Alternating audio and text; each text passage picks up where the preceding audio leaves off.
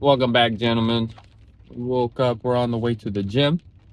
It's a nice and rainy day today out in the Pacific Northwest. It's really interesting. We didn't get any snow this year, but and not too much rain, to be honest, which is all good with me. But I do miss the snow. I like the snow, but we're getting a little bit of rain in our March. So hopefully that means we're gonna have a warmer summer and longer summer.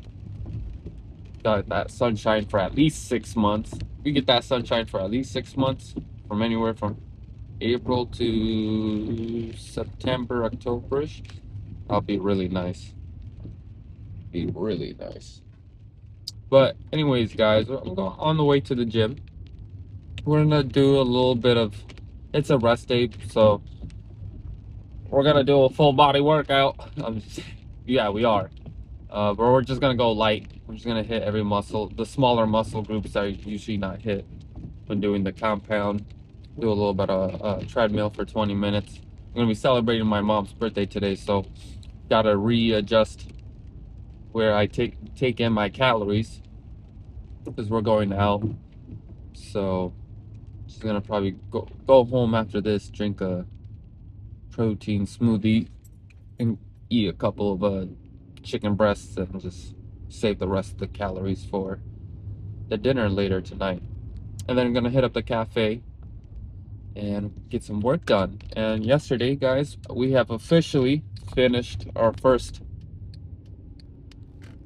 guide, man. Our first little booklet. And after that, I started looking into AI tools, and I found this one tool that literally makes everything, like literally puts, like, so once you make a script, you can like ask it to make a whole ebook or like presentation slide of it, and it makes it all colorful and visual. It's really nice, and it basically speeds up the process by like, for me at least, a number of days, because I did that with this first guide in Canva. I was going through each page by page, adding all the details, formatting, and adding images to make it engaging. And this little machine can do it. I don't know how tailored it can do it, but it speeds up the process by, gee, a couple of days. Like, you can I didn't play around with it too much, but from the tell of it, I can do whatever I did on that gentleman book and visuals that took me about 3 days, which took me last weekend and these 2 weekends. I'll give myself a little break on it because it was my first time doing it. So yeah, there's probably just some lack of momentum in it. But either way, that thing pops out those visuals and presentations really quickly. So definitely going to be a tool that I will be purchasing on a monthly basis. So, and that kind of leads me into which way to take the channel, because I'm still, learning with all these two things, learning all the new things that are out there, and just figuring out which one I like and how I can, use them to create content. So pretty cool. Thinking about like just creating scripts and then sharing them with you guys, and just reading, be more of like an audiobook reader, and then while reading just adding in my own things, or like creating a full sermon, writing it out, and then having it just create a slide deck presentation. So, because yeah, I think that'd be cool, because at the end of the day, it's providing value. It's like, how can I write everything down that's important and then package it in a way I can deliver to people to hear. So that's, you know, so I think there might be a mixture of like me not freestyling, but you understand, like me just running off a script, just everything coming from the mind, the heart. But then there's going to be more videos that are like uh very much going to stay on topic, is because I'm going to write it out and then just read it. So, because sometimes when you're talking, different ideas come to you during the moment, and you never know which way it kind of goes in. You kind of have to weave it and make sure you're on topic.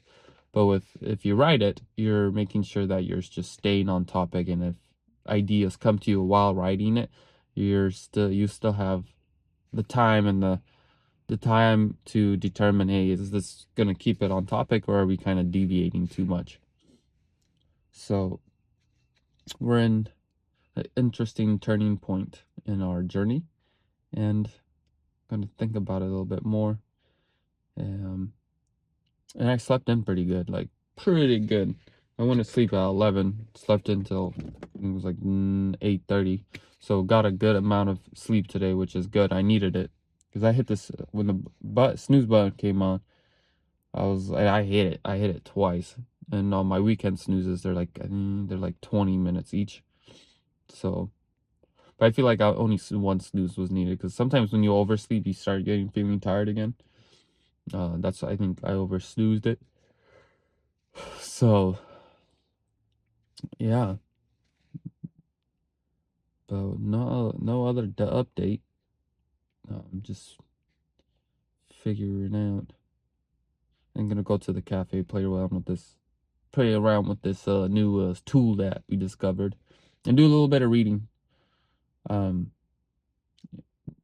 Because I'm using chat to like summarize some preachers' theology, which is really nice. Because I've been listening to the sermons, and sometimes I don't got like an hour to listen to their sermon. And a lot of the sermons that they teach, specifically these guys, they created business out of it, their theology, but they keep on repeating the same things in different videos.